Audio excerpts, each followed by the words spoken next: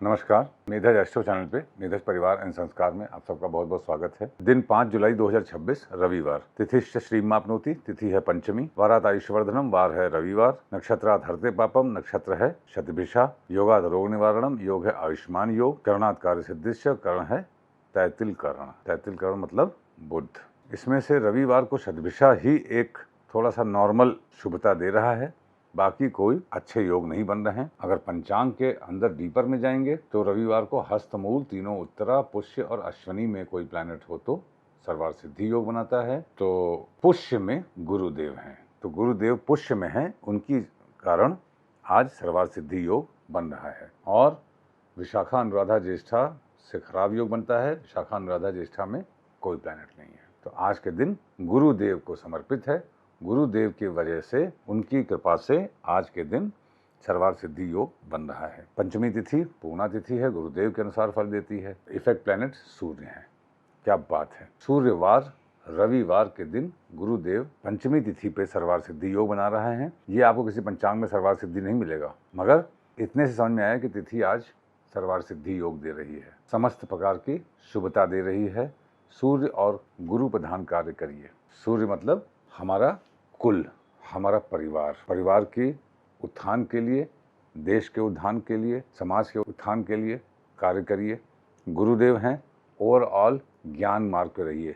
रविवार का दिन है, वेस्ट करने वाला दिन नहीं है। हमारे आराध्य भगवान सूर्य और चंद्र कभी भी रेस्ट नहीं करते। चंद्रमा तो अस्त हो भी जाते हैं, मगर सूर्यदेव कभी आराम नहीं करते। उनमें कंपन रहता है, लगातार चलते रहते हैं।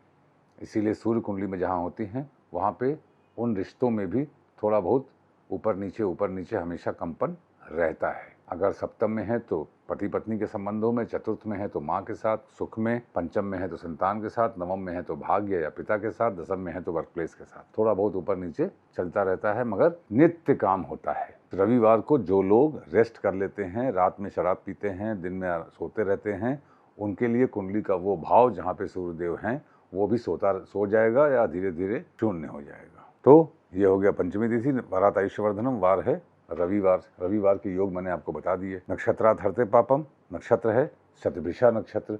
जब शतभिषा नक्षत्र होता है तो पुष्य, स्वाति और अभिजीत भी जागृत हो जाता है। अब देखिए, पुष्य में गुरुदेव हैं, तो आज के दिन पक्का गुरुदेव सर्वार्थ सिद्धि योग बना रहे हैं, without any exception, without any doubt. योगात रोग निवारणम, योग है आयुष्मान योग। आयुष्मान योग कृतिका नक्षत्र में है। कृतिका नक्षत्र में मंगल देवता थे अभी तक, अब रोहिणी में आज आ गए हैं। आज दो बड़े परिवर्तन हो रहे हैं। मंगल देवता, मंगल भगवान कृतिका नक्षत्र से रोहिणी में आए और शुक्र देव कर्क राशि से सिंह राशि में आ गए। सिंह राशि में पहला ही नक्षत्र होता है मघा, ग्रैंड, रॉयल। हमारे पितृ हमें ग्रैंड बनाते हैं, रॉयल बनाते हैं, बड़ा बनाते हैं। उसमें शुक्र आए हैं जो कि देवी हैं। इससे हमको ये समझना चाहिए कि आज का दिन विशेष प्रकार से शुभता दे रहा है ग्रहों के गोचर के हिसाब से। अब इसमें आप मूर्ति निर्णय तो कर ही लेंगे, क्यों? अब ये मंगल देवता का रोहिणी नक्षत्र में जो गोचर है, जो अगले 13-14 दिन रहेगा वो, और शुक्र देव का मघा में जो गोचर हुआ है सिंह राशि में, ये हुआ है तब जब चंद्रमा शतभिषा में है कुंभ राशि में। तो कुंभ राशि में चंद्र हैं, तो आपके जन्मस्थ चंद्र जिस राशि में हैं उससे कुंभ राशि अगर 1-6-11 में है तो स्वर्णपात से गोचर हो रहा है। राजयोग और धन योग दोनों प्राप्त हो रहा है। 1-5-9 में है तो रजतपात से हो रहा है सिर्फ धन योग। 3-7-10 में है तो ताम्रपात से हो रहा है संघर्ष, फिर लाभ। 4-8-12 में है तो लौहपात से हो रहा है संघर्ष ही संघर्ष। आगे मिलना तो लाभ होगा, मगर संघर्ष कर लेना भाई, नहीं तो आगे भी लाभ नहीं मिलेगा। अब जब आप ये गोचर को जोड़ेंगे तो अपनी राशि से कुंभ राशि को जोड़िए जहाँ पे आपके चंद्र हैं, और जब जोड़ें तो उस राशि को काउंट कीजिएगा, वो होगी नंबर 1। फिर 1 2 3 4 5 6 11 तक काउंट करिए। जैसे अगर तुला में चंद्र हैं तो तुला से कुंभ राशि कहाँ पड़ी? तुला, वृश्चिक, धनु, मकर, कुंभ, 5वीं राशि। तो 5 नंबर मतलब 2-5-9 रजतपात से। ये मैं तोते की तरह हर बार सिखाऊंगा नहीं, बच्चों की तरह। आप अपना मूर्ति निर्णय करना सीख लीजिए। अब आज मैं आपको, अभी मैं अभिषेक से बात कर रहा था, अभिषेक से और रिक्की से, तो मुझे मालूम चला कि मेंबर्स भी बनाए हुए हैं। मुझे पता तो था मगर मैंने कभी ध्यान नहीं दिया था। अब मेधज एस्ट्रो पे सब मेंबर्स की पॉलिसी मैंने खत्म कर दिया आज से। मैंने बोला सब मेंबर्स नहीं, सब हमारे मेंबर होंगे जो हमारे व्यूअर्स होंगे। कोई गोल्ड, सिल्वर, प्लेटिनम, तांबा, चांदी मेंबर नहीं होगा, ठीक है। सब जितने भी व्यूअर्स हैं वो सब हमारे मेंबर्स होंगे। वसुधैव कुटुंबकम। मेधज एस्ट्रो पे सबका स्वागत है। जो मैं बोलूँगा, जो मैं पढ़ाऊँगा, जो मैं बात करूँगा, हमारा पूरा परिवार सुने, हमारा पूरा परिवार सीखे। शुरू में मेंबर्स बनाने के लिए शायद ये इनकी पॉलिसी रही होगी अभिषेक की कि इससे मेंबर्स आएंगे, इंपॉर्टेंस बढ़ेगी। हमें इंपॉर्टेंस बढ़ाने का शौक नहीं है। मैंने आपसे पहले ही बताया था, as it is Medhaj is a very strong and a powerful company in this country. अब हम लोग ग्लोबल जा चुके हैं जहाँ पे 3,500 एम्प्लॉयज़ हैं और हम लोग हर एक सेक्टर में हैं and we are doing very good. Our people are doing very good. हमें मेधज एस्ट्रो से कोई भी पैसा कमाने की कोई भी मिशन नहीं है। मिशन ये है कि वसुधैव कुटुंबकम, इस पृथ्वी पर अमन शांति हो। Let us make this world and our society a better place to live and that is possible only when we make panchang our lifestyle. भगवान सूर्य और भगवान चंद्र के धर्म को, उनकी सत्ता को स्वीकारना और अपने जीवन में इम्प्लीमेंट करना, यही हमारा ध्येय है। तो आज जब मैं पूरी मेंबरशिप सब रिजॉल्व कर रहा हूँ और एस्ट्रो में ओपन कर रहा हूँ सबके लिए, आपको एक दूसरा टास्क दूंगा। एक टास्क मैंने कल दिया था, जब ग्रहों की डिग्री को सूर्य की डिग्री से माइनस करना और ग्रहों की डिग्री को उनके एक्टिवेशन ईयर की डिग्री से माइनस करके वो साल निकालना जब इवेंट होगा। ये आशा करता हूँ आपने चार्ट बनाया होगा। आज आपको मैं इतनी इंटरेस्टिंग चीज़ बताऊंगा कि आपका दिल खुश हो जाएगा। माय डियर फ्रेंड्स, आपको 1 से 12 राशियां मालूम हैं, आपको 1 से 12 भाव मालूम है, हर भाव का कारकत्व मालूम है, आपको हर राशि का स्वभाव मालूम है। इसके लिए आप मेधज एस्ट्रो के प्लेलिस्ट में जाइए और एस्ट्रोलॉजी मेरे पढ़ाने के 114 वीडियोस हैं, उसमें हर राशि के बारे में आप पढ़ सकते हैं, सुन सकते हैं। आज आपको मैं बताऊंगा कि ज्योतिष कितनी सिंपल है, जो कि हमने चूज किया इससे दूर रहने को। आप अपनी डायरी फिर से निकालिए और उसमें लिखिए जो आपका लग्न हो। आपका लग्न, जो पहली राशि आपकी कुंडली में यहाँ पे होगी। अगर आपका कुंडली नहीं है, टाइम नहीं मालूम, तो आपका नाम तो कुछ होगा। जो भी आपका नाम का पहला अक्षर है, जैसे स से है तो कुंभ राशि, अ से है तो मेष राशि। हर नाम के पहले अक्षर से आपको राशि मालूम हो जाएगी। ऐसे आप बना लीजिए।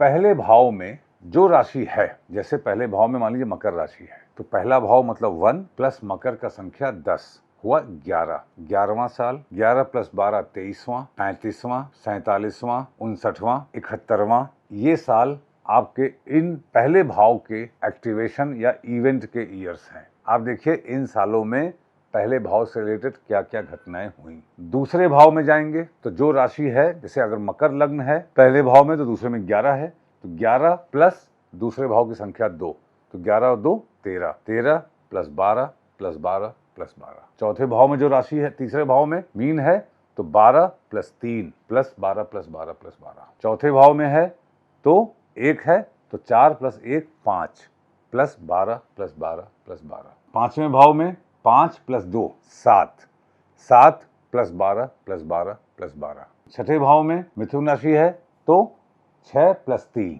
9 प्लस 12 प्लस 12 प्लस 12। सातवें भाव में 4 है तो 7, सातवां भाव प्लस 4 11 प्लस 12 प्लस 12 प्लस 12। 12 इसलिए क्योंकि 12 में एक बार साइकिल कंप्लीट होता है 12 राशियों का। इस तरीके से आप 1 से 12 तक हर राशि का, हर भाव का एक्टिवेशन ईयर निकाल लेंगे। भाव क्या है? टेंडेंसी है। भाव क्या है? भाव से संबंधित होने वाली घटना है, जिसका आपको रिजल्ट उस भाव पे दिखेगा। राशि का स्वामी क्या है? एक्टर है, रिसोर्स है। जैसे लग्न आपका भाग्य है, आपका डायरेक्शन है। लग्नेश क्या है? लग्न का स्वामी आप हैं। सेकेंड हाउस कुटुंब है, सेकेंड हाउस का स्वामी क्या है? कुटुंब वाले हैं। थर्ड हाउस क्या है? भाई बहन है के साथ आपका रिश्ता है। थर्ड हाउस का स्वामी क्या है? भाई बहन के बारे में है, भाई बहन है। चौथा भाव माता के बारे में है। माता कौन है? चतुर्थ भाव का स्वामी। सप्तम भाव क्या है? पत्नी, married life, partnership. Seventh house Lord क्या है? पत्नी है, पति है, पार्टनर है, उनसे देखा जाएगा। तो आज के फर्स्ट फेज में इसका मैं नेक्स्ट लेवल आगे बताऊंगा। आज पहले आप हर भाव का एक्टिवेशन, मैंने मकर लेके बताया था क्योंकि कलयुग की राशि है। आप कोई और राशि रखिए तो उसके हिसाब से आगे और राशियां अलग अलग हो जाएंगी। आशा करता हूं ये क्लियर हुआ होगा आपको। इसको आप संख्या को लिखिए। अब आपकी डायरी मेंटेन होनी चाहिए। मैं जब जूम कॉल पे आऊँगा और सारे मेंबर्स आएंगे, जो भी 1,500-2 हज़ार हैं, 3,000, 4,000, 5,000, 10,000, तो मैं उसी से बात करूँगा। पहला क्वेश्चन उसी का लूँगा जिसकी डायरी में घात का चार्ट बना हो, वेद का चार्ट बना हो, लत्ता का चार्ट बना हो, शीर्षोदय पृष्ठोदय राशि बनी हो, बाधक का फॉर्मूला लिखा हो राशियों का, आरूढ़ राशि का फॉर्मूला लिखा हो, आरूढ़ राशि निकालना जानते हो, डेली जो पंचांग लिखते हो, अपने इवेंट्स लिखते हो, जिन्होंने डिग्री के अनुसार अपने एक्टिवेशन ईयर जोड़ रखे हों, जिन्होंने आज जो पढ़ा रहा हूँ इस राशि के चक्र के अनुसार अपने एक्टिवेशन ईयर लिखे हों, और उन सालों में जो इवेंट हो उनको लिखे हों। जब आप इतनी मेहनत करेंगे तब आप जीवन को समझ में आएगा, प्रकृति को समझ में आएगा, सूर्य चंद्र को समझ में आएगा, आपके आराध्य को समझ में आएगा, आपके भगवान को समझ में आएगा, आपके पितरों को समझ में आएगा कि अब आप जीवन सुधारने की तरफ कदम बढ़ा चुके हैं। जब आप कदम बढ़ाएंगे तो प्रकृति भी, शक्तियां भी आपका साथ देने के लिए आ पड़ेंगी। घर से बाहर निकलने से पहले रविवार का दिन है, पान खा कर निकलिए। Thank you very much.